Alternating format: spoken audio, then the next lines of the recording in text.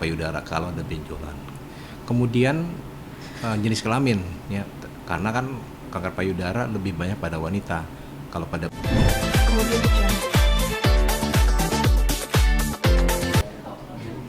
sebagai praktisinya dan ahlinya, penyebab kanker payudara itu sebenarnya apa sih? kanker payudara penyebab pastinya belum diketahui ya, tapi diduga karena multifaktorial. Ada beberapa faktor risiko terjadi kanker payudara. Jadi kita bagi dua nih. Jadi faktor risiko yang dapat kita ubah maupun yang tidak dapat kita ubah. Yang tidak dapat diubah itu kalau usia. Semakin usia itu semakin punya kecenderungan terjadinya kanker payudara kalau ada benjolan. Kemudian jenis kelamin ya, karena kan kanker payudara lebih banyak pada wanita. Kalau pada pria itu hanya sekitar 1% saja. Kemudian menstruasinya lebih cepat, itu mempunyai risiko terjadi kanker payudara yang tidak dapat kita rubah tentunya. Kemudian faktor keturunan, walaupun nggak terlalu besar ya faktor keturunan itu. Nah, ada faktor risiko yang dapat dirubah itu seperti lifestyle, seperti pola makan, pola hidup, merokok, alkohol, dan misalkan dia kegemukan gitu loh ya, dia tidak berolahraga, tidak makan yang sehat gitu ya. Itu besar kemungkinan kalau bayi kegemukan ya? Enggak juga, maksudnya kan multifaktorial itu berarti kan harus terpapar panjang dan banyak ya, terus menerus gitu ya. Jadi nggak hanya cuma sekedar faktor dari kegemukan aja gitu loh. Tapi yang paling bermakna adalah misalkan dia merokok ya, merokok dan alkohol itu yang bermakna dari hal-hal yang lain gitu. Baik.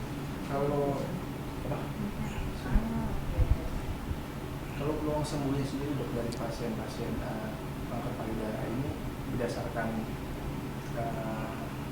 stadiumnya kah? Lalu semakin tinggi stadium apakah peluang sembuhnya itu semakin kecil atau seperti apa? Iya, kanker payudara untuk penyembuhan itu dibilang survival ya. Jadi kalau misalkan kita lihat secara teoritis itu berhubungan dengan stadiumnya, salah satunya dengan stadium. Jadi semakin stadiumnya kecil, misalkan stadium 0 nih atau stadium 1, itu angka harapan hidupnya itu cukup tinggi gitu, bisa di atas 90% gitu. Tapi begitu dia stadium 3 makin turun lah gitu loh, angka untuk hidupnya 5 tahun atau 10 tahun gitu loh.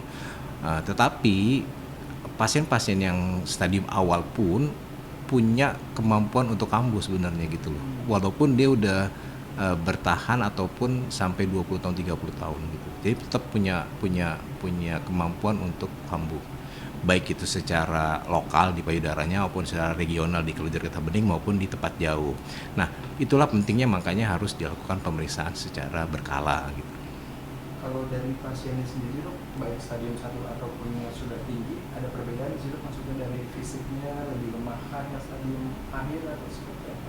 Ya tentunya kalau misalkan kita lihat stadium 1 dengan stadium akhir gitu ya akan berbeda gitu loh. Karena apa?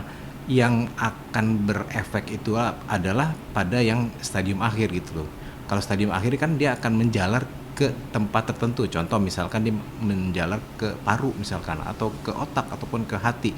Nah, tentu akan menyebabkan investasi secara klinisnya itu bisa mual, kemudian sesak gitu dibandingkan yang stadium 1 yang masih oke gitu loh fisiknya gitu loh ya secara klinis. Nah, bicara merembet tadi dok, kalau dari kanker payudara sendiri bisa menyebabkan merembet ke tempat yang lain sih? Ya, istilah merembet ya, kalau kita di dunia kedokteran itu adalah dunia medis ya, menjalar mungkin atau bermetastasis. Kalau kanker itu kan perbedaan yang bermakna dengan tumor adalah tumor jinak adalah dia bisa bermetastasis.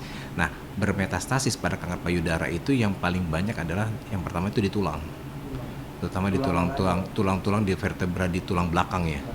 Karena kan berhubungan dengan hormonal gitu ya, bahwa kanker payudara itu 70% itu adalah yang hormonnya positif gitu loh. Jadi kalau misalkan paling banyak di tulang, yang kedua bisa di hati ataupun di paru, berikutnya adalah bisa ke otak gitu loh.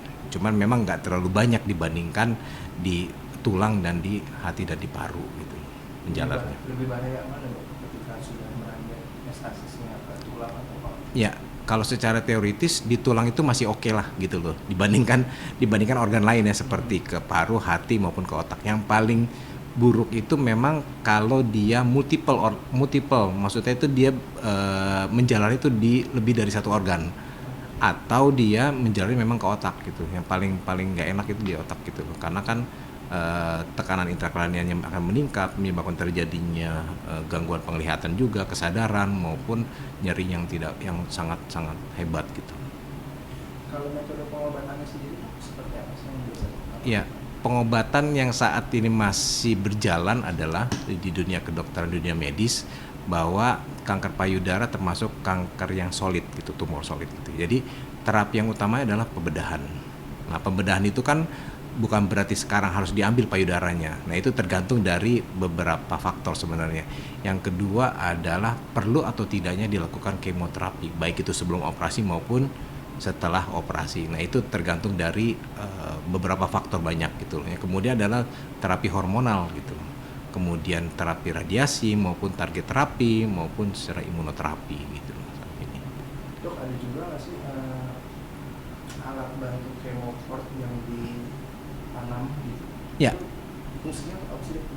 Chemoport itu merupakan sebenarnya chemoport itu sebagai akses saja ya, akses supaya memudahkan, menyamankan atau supaya pasien juga merasa nyaman dan tidak ditusuk-tusuk gitu loh. Maksudnya kan susah mencarinya nih gitu loh. Jadi chemoport itu dipasang rata-rata di daerah dada ataupun yang sehat gitu loh ya. Jadi sebenarnya chemoport ini bukan hanya dilakukan pada kanker payudara, kanker-kanker yang lain yang dilakukan kemoterapi juga dipasang chemoport gitu loh. Gitu. Seberapa membantu untuk penyembuhan chemoport?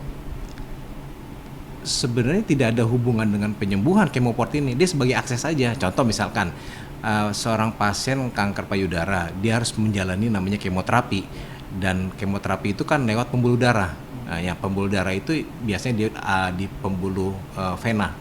Kalau biasanya kita pasang di daerah lengan ya, di lengan, kemudian di lengan bawah ya. Nah, itu kan kadang-kadang kalau misalkan pasiennya gemuk gitu kan, susah, tipis pembuluh darahnya, itu sangat-sangat menyakitkan untuk dilakukan penusukan. Nah, makanya dipasanglah chemoport ini yang langsung masuk ke bilik jantung gitu loh ya, melalui pembuluh darah besar, dan itu sangat mengurangi terjadinya komplikasi gitu, karena kan kemoterapi ini tidak boleh pakai jarum yang kecil gitu loh, dan dia tidak boleh keluar dari pembuluh darah, akan berakibat fatal gitu loh, akan merusak jaringan sekitarnya kalau dia terjadi kebocoran gitu loh, ataupun bengkak. Nah, kalau misalkan lewat chemoport itu relatif lebih aman gitu loh. Dok, kalau dari dokter sendiri sebaiknya tindakan preventif seperti apa sih untuk mencegah mungkin terkena? Ya, kalau ya preventif itu sebenarnya ada yang namanya primer, ada yang namanya sekunder, ada yang namanya tersier gitu loh. Nah, kalau yang primer itu kan ikuti suatu, misalkan ada seminar-seminar ataupun edukasi-edukasi itu tentang kanker, bukan hanya kanker payudara ya, termasuk kanker-kanker yang lain gitu. Walaupun memang kanker payudara sekarang nomor 1 di Indonesia ya untuk wanita ya. Yang kedua adalah kanker CA cervix gitu loh. Nah, sayangnya memang kanker payudara belum ada vaksin. Nah, yang kedua adalah masyarakat harus paham nih ya.